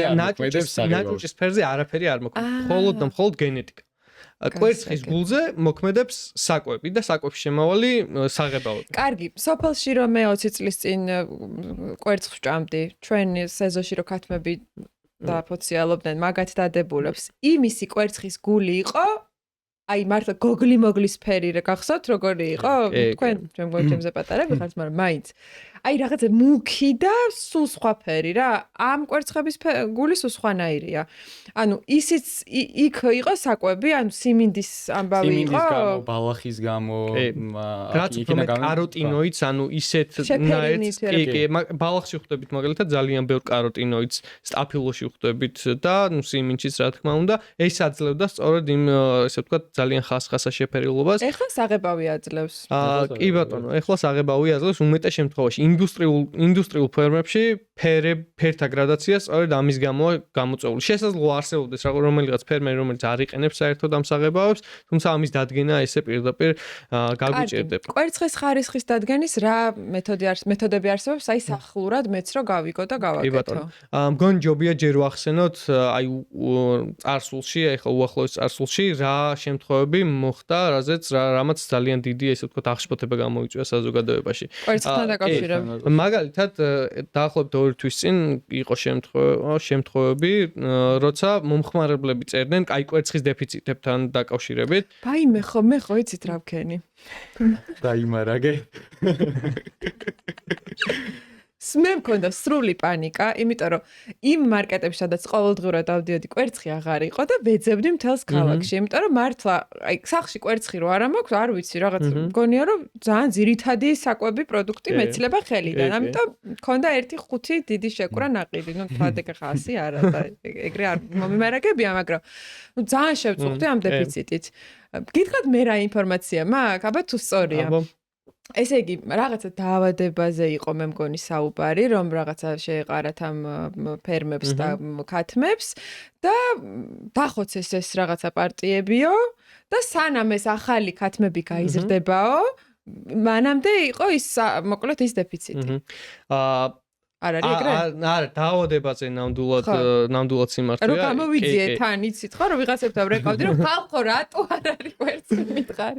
კი, ფერმებში ფიქსირდებოდა ფრინველის დაბალვირულენტური გრიპი და სწორედ ამის გამო დაეცა პროდუქტიულობა, ამას არ გამოუწვევია ქათმის სიკვდილი. ხო, ანუ აღარდებდნენ იმდენ კვერცხს. აღარდებდნენ იმდენ კვერცხს და დეფიციტი სწორედ ამიტომ შეიქმნა და არა იმის გამო, რომ დაიხოცა ფრინველი და შემდგომში ჩანაცვლა. ხო, ამ დროს ესე ვთქვათ შემოვიდა ბაზარზე ძალიან დიდი რაოდენობით იმპორტული კვერცხი, რომელშიც ძალიან ხშირად ხვდებოდით რაღაცა ესე ვთქვათ ხარისხის ლაფსუსებს, აი ისეთ კრიტერიუმებს, რითიც ძალიან მარტივად შეგვიძლია მივხვდეთ, რომ კვერცხი ან ძალიან დიდი ხანი ინახებოდა სადღაც სამაცივრე პირობებში, ან შეიძლება უკვე გაფუჭებულიც არის. მაგალითად, თუ ჩვენ აი ახლა გავტეხავთ კვერცხს და ხალხო გთხოვთ გარეცხეთ აუცილებლად სანამ გატეხავთ მე სულ ეცხავ, იმიტომ რომ აი ახლაც ეთყობა ეს დაბინძურება ძალიან საშიშია მე მგონი იმ დაავადებების კუთხით ხო გარედან მეტეს როცა ვინახავთ მაცივარში სხვა პროდუქტებთან ერთად ჯვარედინ დაბინძურების ალბათობა ძალიან დიდია და მე ვრეცხავ და ისევ მაცივარში თქვენც გირჩევთ. კარგი, ხა რო გავტეხავ რა უნდა მოხდეს და რა არ უნდა მოხდეს. ხო, რო გავტეხავთ თუ ესე ვთქვათ ალბუმინი, ანუ თეთრი შეფერილობის ნაწილი კვერცხის გაიყო ორ ფრაქცია და ესე ვთქვათ ძალიან თხევადი წყლისმაგვარი ფრაქცია. კი, ცილა. ჩემენაზე მითხარ და ალბუმის ვერ ვგებულობ. ცილა და გული, ანუ ხო. არა, თეთრი შეფერილობის ცილა თუ ორ სხვადასხვა ფრაქციად გაიყო, ანუ ესე ვთქვათ გაწყალებას ვეძახით. ხო, აი რია ერთმანეთში. ამ შემთხვევაში ეს ნიშნავს, რომ ძალიან დიდი ხანი ინახებოდა კვერცხი და შესაძლოა უკვე ვადაც გაუვიდა. უმჯობესია რომ გავტეხოთ და თან ნახოთ მგონი მაგის გარდა არსებობს წყალში. აბა? ხო. აი მე მაგალითად ამ კვერცხზე ვიტყოდი რომ ეს არის ძალიან ძველი კვერცხი. ანუ ეს ცალკეა და ეს ცალკეა ნახეთ. ცალკე წავიდა სითხე და აი ეს ცალკე დარჩა. ეს დიდი ალბათობით არის არა სოფლის კვერცხი, არამედ იმპორტული კვერცხი, რომელიც სოფლის კვერცხის სახელით იყიდება. ქართული სადაც არ არის. საინტერესოა რა გადავიხადეთ ამ კვერცხში. ხო. ანუ სოფლის კვერცხს, ნამდვილ სოფლის კვერცხს 60 თეთრად გონია რომ ვერ ვიყიდით. მოდი, კარგად რო ახსოვს ჩვენი მაყურებლისთვის, ბაზარში ვიყიდეთ შეგნებულად ეს კვერცხი, როგორც სოფლის კვერცხად, ასე ვთქვათ. როგორც ხედავთ, ძველია. ანუ, ეხა ეს რო დავაყირავ და არ არის სოფლის. ხო, თავისთავად ცხადი. აი ნახეთ, ჩას.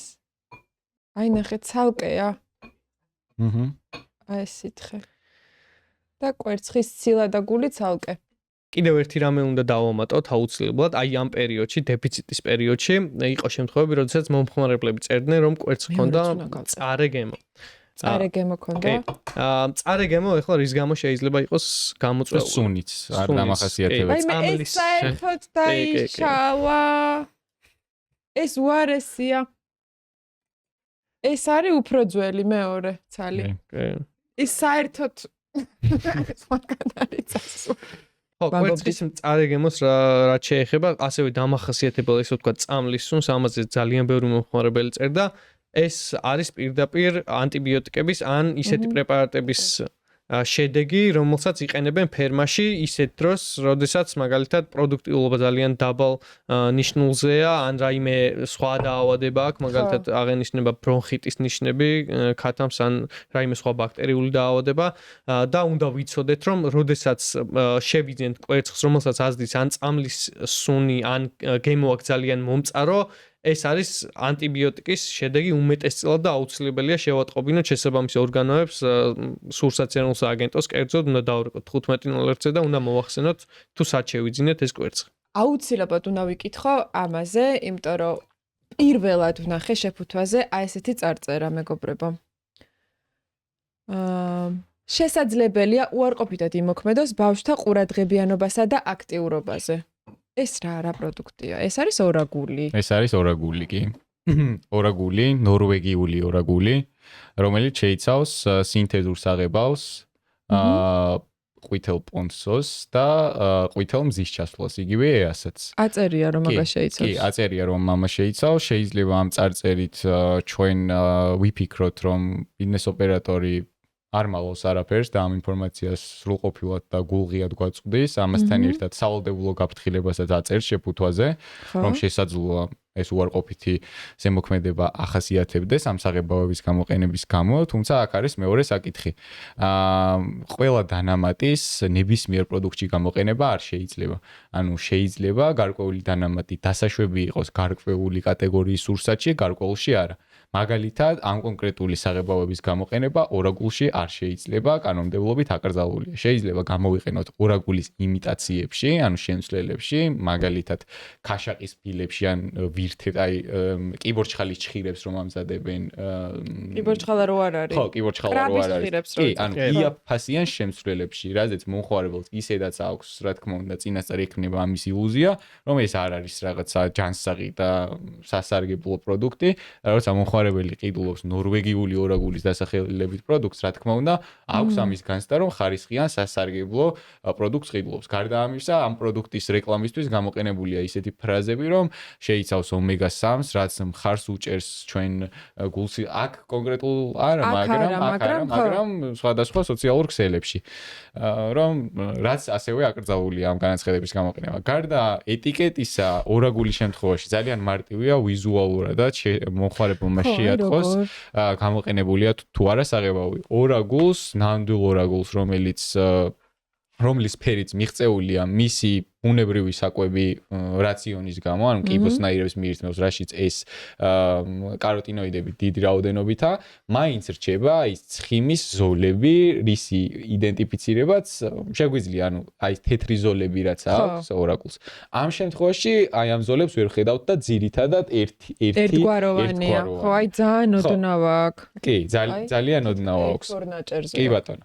გარდა ამისა, ეს პროდუქტიც ჩემი აზრით რომ გავხსნათ, რადგან უშუალოდ პროდუქტია დამატებული საღებავი და არა საკვებში, შეიძლება აი სალფეტკითაც კი მოშორდეს ეს საღებავი და ან მაგალითად სოდით, ან ლიმონმჟავის დამატებით შეიძლება ძალიან მარტივად ეს საღებავი ჩამოირეცხოს და დაუბრუნდეს მის საწყის შეფერილობას. ანუ დიდი ალბათობით ეს არის ესე ვთქვათ მონარჩენი, ეგრეთ წოდებული ადხოდი, რომელსაც არ აქვს კარგი ფერი, არ ქონდა კარგი ფერი, ქონდა მონაცრისფრო შეფერილობა და იმისთვის რომ უკეთესად გაიყიდათ და უფრო ძვირად გაიყიდათ, საღებავით შეღებეს, საღებავით რომლის გამოყენებაც აქ აკრძალულია. ეს საქართველოს წარმოებელია?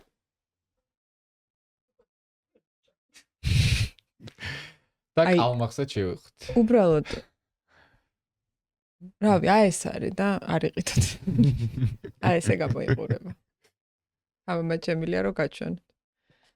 აი, მოკლედ, კალმახი საერთოდ ისედაც ხო აკრძალულია კალმახის დაჭერა. ხო, არა, მე მაქვს ფერმაში გამოდულ კალმახზე საუბარი. სამწუხაროდ ძალიან ხშირია, როდესაც ეხლა ეს წერტილები დახატული აქვს ხო არა, თათარე გავგიჟდები. არა, მაგრამ ძალიან ხშირია, როდესაც კალმახი ხო, ეგეც შეიძლება აღარ გაგვიგვიდეს, მაგრამ სკაუსი რამე პრაქტიკაში არ ქონდა. მიხატული ქონდა, იმიცი რა ქვია, მარკერით უკვე აღარ გამიკვირდება არაფერი. არა, ამ შემთხვევაში შეიძლება წაშლილი ქონდეს, იმიტომ რომ კალმახს ორაგულად ასაღებენ ხოლმე, შეღებილ კალმახს. აი ეს არის წაში. ხო, ეგ რა თქმა უნდა რთულია. არ გამოდის. კი ბატონო, როგორც ფრინველის საკვებ რაციონში, ასევე თევზის საკვებ რაციონშიც იყენებენ საღებავებს, როგორც არის მაგალითად ასტაქსანტინი და კანტაქსანტინი, ესეთი სახელები აქვს, რომელიც არა, ეს აწერია თევზის საკვების ეტიკეტს და არა კალმახს. კალმახს არ აწერია, რომ მის თვალებში არ აწერია, ის მის ფერზე უნდა მიიღოს. იყენებენ ამ საღებავს, რომელსაც, აი მაგალითად კანტაქსანტის ჭარბი მოხმარების შემთხვევაში ახასიათებს შეიძლება თვალის ბადურის ჩამოშლა გამოიწვიოს. თუმცა თუ მოხდა უსაფრთხო დოზების ფარგლებში ამის გამოყენება, აღიარებულია ევროკავშირის მიერ და ამბობენ, რომ უსაფრთხოა.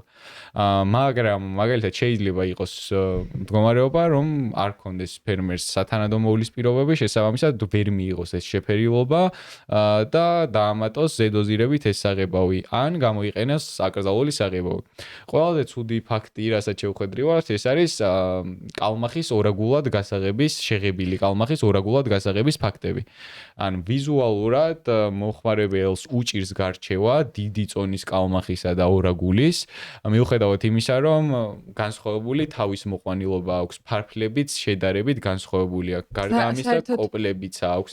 მაგრამ როდესაც აი მომხმარებელი ამ დიდ თევზს ხედავს და მას აქვს სტაფილოსფერის შეფერილობა და აწერია ორაგული, რა თქმა უნდა, ის არ ფიქრობს, რომ ვიღაცა მას მოატყუებს. ეს არა მხოლოდ ბაზრებში ფიქსირდება, როგორც აი ეს ფასმაჩვენებლებზე ვისაუბრეთ. ძალიან მსხვილ სუპერმარკეტების ქსელშიც გვინახავს. ხო, წარმოუდგენელია ნორვეგიული ორაგული 19 ლარად იყიდო, ხო? 1 კილოგრამი არ იყიდება ფიზიკურად, ან ასეთი ოკეანის ნორვეგიული ორაგული ამფერის და აქციაში იყო 50 ლარი იყიდა და 19 ლარი გახდა ფასი და რეალურად ჩვეულებრივად კოპლებიანი კალმახი და სპეციალურად ლაყუჩები ჰქონდა დაჭრილი, რომ მარტივად შესამჩნევი არ ყოფილიყო.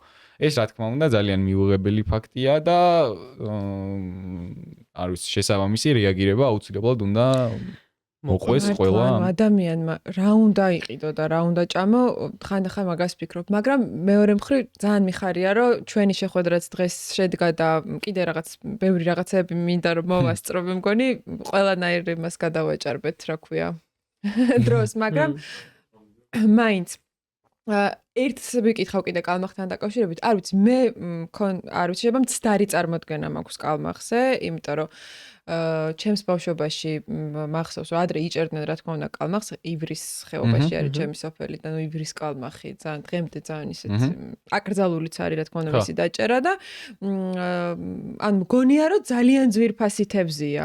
არა, ინდუსტრიულ წარმოებაში არა, ანუ რა თქმა უნდა, არის სასარგებლო, თუმცა იმას არა, რა თქმა უნდა, ეხლა დინარის კალმახი და ფერმაში გამოზრდილი, აუზში გამოზრდილი კალმახი რადიკალურად განსხვავდება და რადიკალურად სხვა ღირებულება აქვს. რა თქმა უნდა, იმასაც მოაქვს ჩვენი ორგანიზმისთვის სარგებელი, თუმცა არ უნდა მოუტყუდეთ და არ უნდა გქონდეს ის აზრი, რომ ან ის მდინარის კალმახის ნაირი ჯანსაღია, ან ორაგულის მსგავსი. არა, კალმახად რატო არ იყიდება თქვა ამის კითხვა მინდა, ანუ მომხმარებელს რატო აქვს ამ ნორვეგიულ ორაგულზე ასეთი მოთხოვნილება? უფრო მაღალი ხარისხის პროდუქტები. არ ჯობია რომ შენც მოიყვანო და გაზარდო კარგი ხარისხის კალმახი და როგორც კალმახი ისე გაიყიდო ვერ ხვდა. მაგრამ ქართველებს რაღაც ფერადი პროდუქტები ძალიან მოგწონს. ქათამი, კვერცხი, ორაგული კი არ და კალმახი.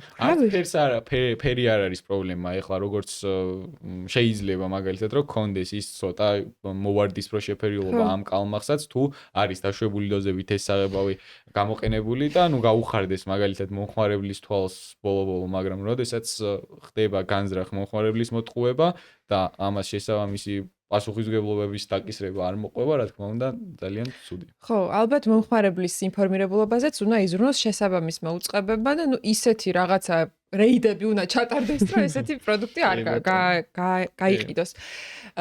რამდენჯერმე მახსენეთ მარილი და მარილთან დაკავშირებითაც მარკეტინგის მსხვერპლის ყოფილ ვარ რაღაც კონკრეტულ პროდუქტებზე. ხმარობდი რაღაცა ერთი წარმოებლის, მეორე მოკეთ, ბევრი ვიარე თუ ცოტა ვიარე, ისევ ჩამოვყალიბდი აი იმ მარილზე, რა ქვია, მაშინ მუყაოს რო აწერია რუსულ ენაზე, აი მაგ მარილზე, იმიტომ რომ ერთადერთი მარილია, რომელიც ამარილებს კერძს. კი ბატონო. ჰიმალაის მარილი ეგრეთ წოდებული. და ჩვეულებრივი მარილი, აი მართლა ფასში დიდი სხვაობაა, ხო, როგორც ვიცი. ანუ რატო არის ამ ხალხს სხვაობა ფასში? რას გვაძლევს ეს?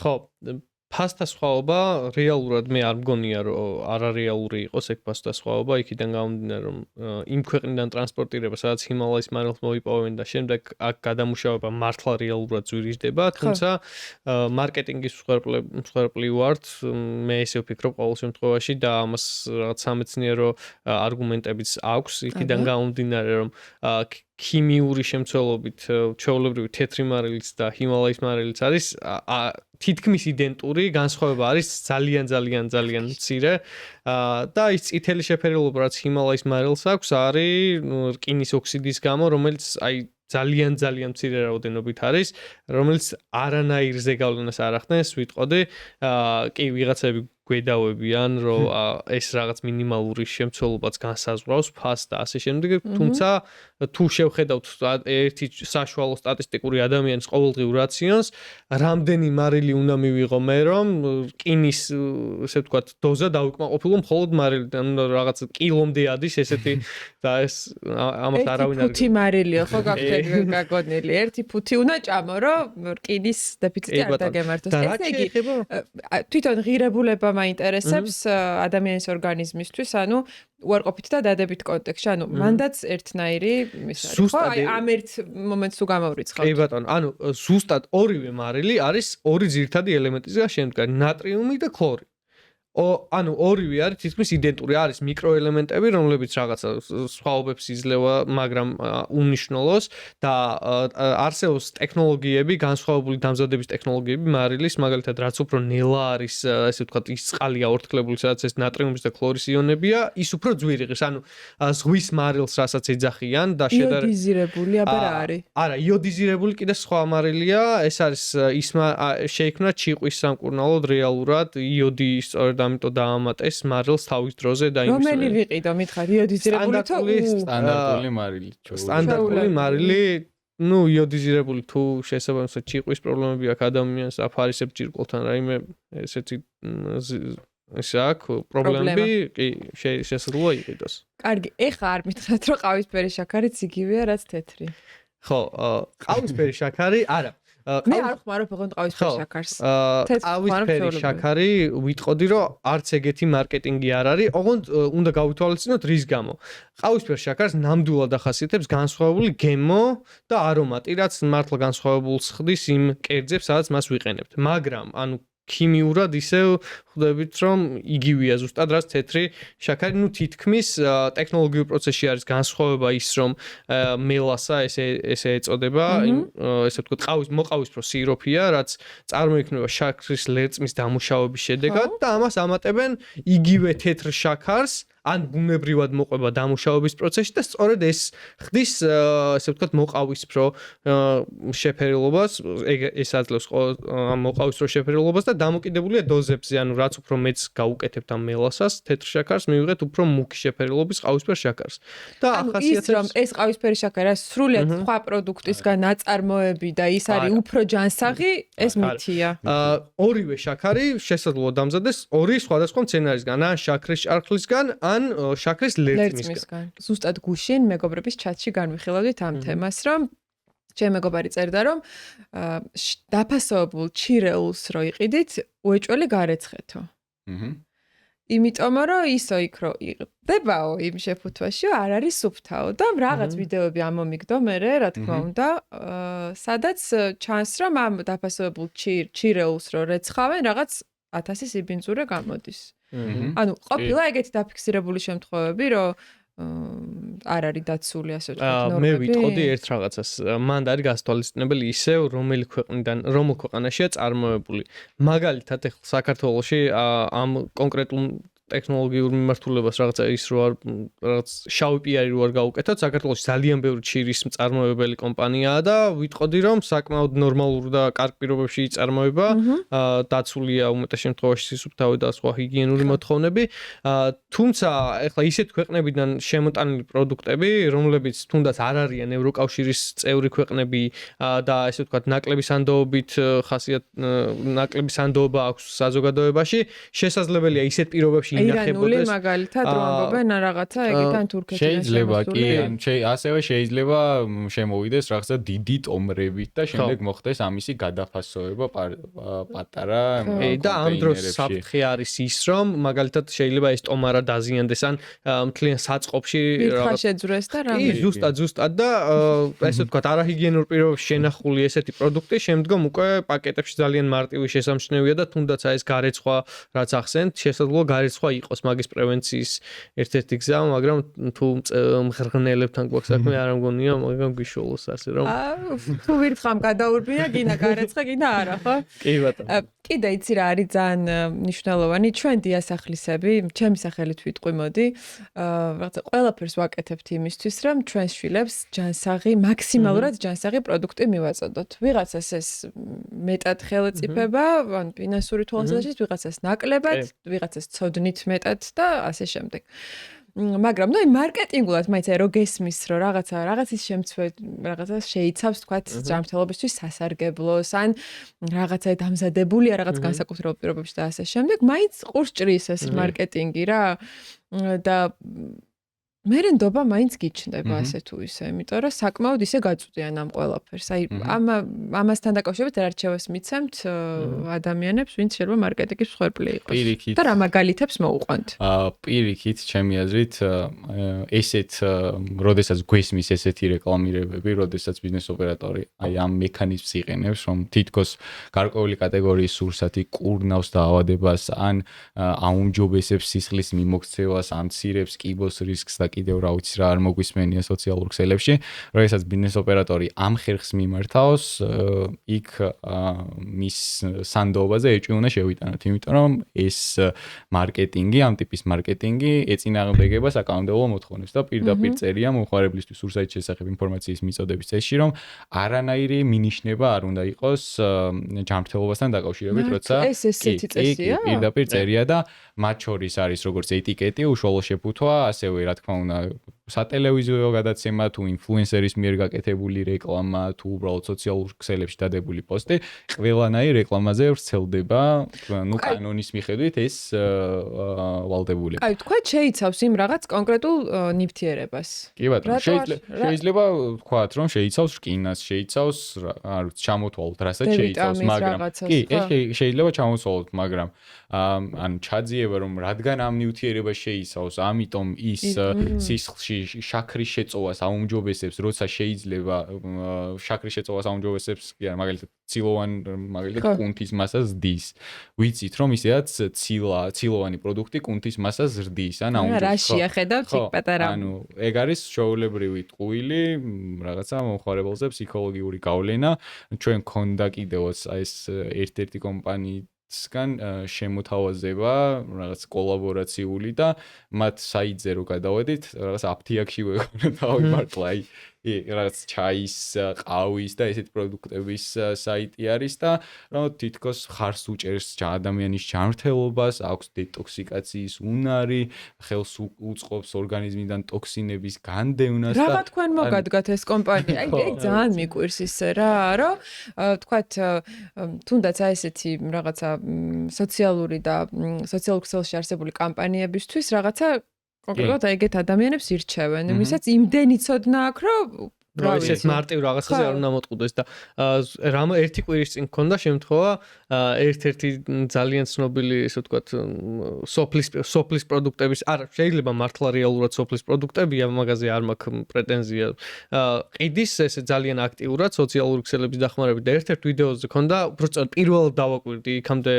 არ დავკვირვებულ ვარ პურს ყიდდა ესეთი იმით რომ პური კურნავს რაღაცა და შესაძლოა აი გლუტენის აუტანლობა თუ აქ ადამიანს იმანაც კი შეიძლება მოიხმაროს. და ამას დაუწერე კომენტარი რომ ქალბატონო არ შეიძლება.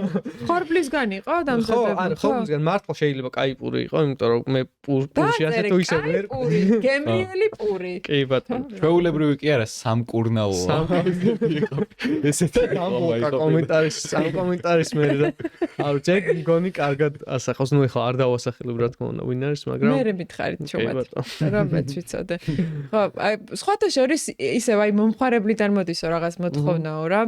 ძალიან კარგად სარგებლობენ ესეთი ადამიანები მომხარებლის უცოდინარობით და ეხლა მართლა რა ვიცი ჯადოები იყიდება ლამის და ხალხი მაგითი სარგებლობს მაგ მომსახურებებით და აქედან გამომდინარე ეგ საერთოდ არ მიგვერს. ძალიან უყვართ ჩვენს მაყურებლებს გარკვეული რჩევების მოსმენაც და მეც ხშირად მავიწყდება საყინულიდან პროდუქტის გამოღება, როცა საჭიროა მაშინ. და ნუ ვცდილობ მე რაღაც მექანიზმებით გავალღო ეს ხორცია თუ ქათამია თუ რაღაცა და ვაღიარებ რომ რაღაც თბილ წყალშიც გამდინარე წყალშიც ვდებ. აი რას ვაშავებ, ეს მაინტერესებს და აი ამ შენახვის და გაყინვა გალღობის და ასე შემდეგ მთავარი შეცდომები რა არის ტექნოლოგიურად. გალღობის დავიწყოთ გალღობით პირველ რიგში გალღობის ორი უსაფრთხო რეჟიმი არსებობს ხოლო ერთი არის გამდინარე ცივი წყლის ქვეშ გალღობა აუცილებლად ცივი წყლის ქვეშ გალღობა და პროდუქტი უნდა იყოს შეფუთულ მდგომარეობაში ამ დროს როგორ ანუ შეფუთულში უმჯობესია რომ პარკში ჩავდოთ ან რაიმე შეფუთვაში იმიტომ რომ ეს შეფები შემდგომში არ გავრცელდეს გარშემო ასევე ყველაზე კარგი მეთოდია რა თქმა უნდა მაცივარში პროდუქტის გალღობა ყველაზე კარგი გზა ეს არის მაცივარში ამოყვანა ხო საყინულეს შემთხვევაში შენახვის პირობებით შეგვიძლია ვთქვათ რომ -18 გრადუსი უნდა გქონდეს საყინულეში და თუ ეს ტემპერატურა არ გვაქვს უზრუნველყოფილი საყინულე საკუთარ ფუნქციას რაც არის რომ მიკროორგანიზმების დაგანვითარება უნდა შეაჩეროს ვერ ასრულებს და ესეც რა ვიცი დიასილ სახლისებს ჩემი აზრით გამოადგევათ რომ გქონდეს მაცივარში ჩადებული ერთი თერმომეტრი 2-3 ვარ იღირს და ხანდახან შევამოწმოთ ხოლმე რამდენად კარგად მუშაობს ჩვენი მაცივარი ასევე გაცხელება რაც ბევრი დიასახლის ეშლება ხოლმე მათ შორის ჩემს ოჯახშიც ყოფილა მსგავსი შემთხვევები, როდესაც მაგალითად ერთ კერძს მოვამზადებთ დიდი ქვაბით, შემდგომში ამას გავაგრილებთ, შევინახავთ მაცივარში და დღეში ცხელს რო არ ვდებთ, იმიტომ რომ არ შეიძლება? ხო, ცხელს იმიტომ არ ვდებთ მაცივარში, რომ შენახვის დროს არ წარმოიქმნას კონდენსატი ტემპერატურის დიდი სხვაობის გამო და რაც ეს კონდენსატი და ზედაპირზე წარმოქმნილი ტენი ხელს უწყობს მიკროორგანიზმების განვითარებას და კერძის გამოდებას. შევდო? ანუ თუ არ დაიორთქლა, ესე იგი შემიძლია შევდო. უნდა გრილი დაახლოებით მინიმუმ 15 გრადუსზე მაინც უნდა ჩამოვიდეს კერძი, რომ მაცივარში შევინახო. რამდენჯერ დავწოლილა, რომ აი ცხელი რო არის და თან რო ვერდებ და მე ღამე რო არ გაფუჭდეს, აი ძალიან ბევრჯერ. მაგალითად ნიჟარაში ჩავაგუებთ ნიჟარაში ცივ წყალს და იქ ჩავდგავთ მაგალითად ხო ყველაზე კარგია ამოურევთ ხშირად და გაგაწყვეტინეთ იმაზე ხო როდესაც ერთ კერძს მოვამზადებთ და შევინახავთ მაცივარში, ანუ გაცხელება უნდა ვიცოდეთ, რომ დასაშვებია მხოლოდ ერთხელ, არ შეიძლება კერძის რამდენჯერმე გაცხელება და თუ გვინდა კერძის გაცხელება, აუცილებლად უნდა გავაცხელოთ ულუფებად. ანუ რამდენსაც მივირთვეთ, იმდენი უნდა გამოვიღოთ, გავაცხელოთ და მივირთვოთ და არც ერთ შემთხვევაში ერთხელ გაცხელებული სხვა მთლიან ულუფაში არ უნდა ჩავაბრუნოთ. ესეც რა თქმა უნდა ხარგზაულია. რა ფუჭდება და წამოადუღებენ. ხო. მით უმეტეს ინდუსტრიულ პირობებში, რესტორნებში შეგვხვედრია ეგეთი სამუშაო პრაქტიკა სამწუხაროდ, მაგრამ რომელი რო გაცხელებული რომ გაცხელება არასწორი გალღობა და მე სადაც დავდივარ იქ არ არის ხაჭაპური? არა, ვიცი რა, შეიძლება იყოს. ან რესტორნების უმეტესობა ჩვენ ხო ვისაუბრეთ ყველის იმიტაციაზე, სწორედ ასეთ ყველის იმიტაციას იყენებს ხაჭაპურის, ყველის ხინკლის წარმოებისთვის, ანუ რესტორნების უმეტესობაში რას გულისხმობთ? რა რამდენ პროცენტს? ავისი ალბათ 80%. შეიძლება მეტიც. და ყველის იმიტაცია ცუდი რა თუ? ან თან ხაჭაპურში ნაკლებად ჩანს ხოლმე, ნაკლებად იჩენს ხოლმე ეს ხარიც და გარდა იმისა თუ ჩვენ ვსაუბრობთ იმაზე რომ ყველს თუ ყველია თუ არ არის ყველი უნდა ეწოდოს რძის შემცველი პროდუქტი ასევე უნდა იყოს ხაჭაპურზე არ შეიძლება რომ პალმის ხიმისგან და რძის ფხვნილისგან დამზადებულ პროდუქტს იგივე ხაჭაპური უწოდოთ ან რაც საერთოდ მენიუში სხვა უნდა პროდუქტია. ეწეროს, კი, ვერ კი, ეწერება. უნდა ეწეროს სხვა დასახელება, ამ ჭხილებში უნდა იყოს ინგრედიენტების ჩამონათვალში, უნდა ეწეროს, რომ არის რძის შემცველი პროდუქტით დამზადებული და არა კი.